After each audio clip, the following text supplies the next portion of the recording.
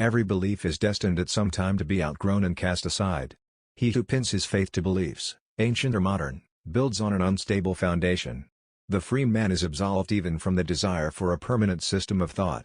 Just now we need to be exceedingly careful lest, in our enthusiasm for a newly discovered ideal, we establish a dogma of healing.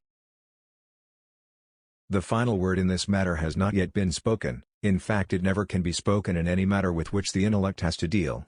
Every man believes what he believes because of his particular viewpoint. The free man recognizes the utter dependence of belief upon viewpoint. Instead of asserting that what appears to him in the form of intellectual conceptions is the truth, he treats his views rather as working hypotheses. To attempt to put truth into rigid forms, implies a misconception of its very nature. For convenience we may try to formulate it, but always with the realization that each result is merely tentative and a stepping stone to a higher one, in endless progression, as our experience enlarges. Creeds are but milestones on the road to truth.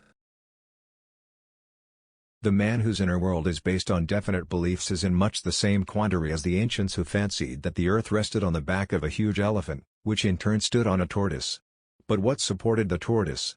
That seems to have rested on the credulity of the believer. An absolute first cause can never be arrived at by reasoning back from specific effects to their antecedent causes.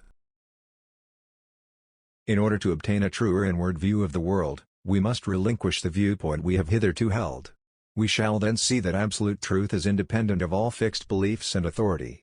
Spirit is self-constituted, self-sufficient, self-sustaining, not mind-created or subject to the dominion of thought. It is necessary repeatedly to tear away formulas and dogmas, deposits of thought filtered through the intellect and crystallized around the spiritual nucleus of life.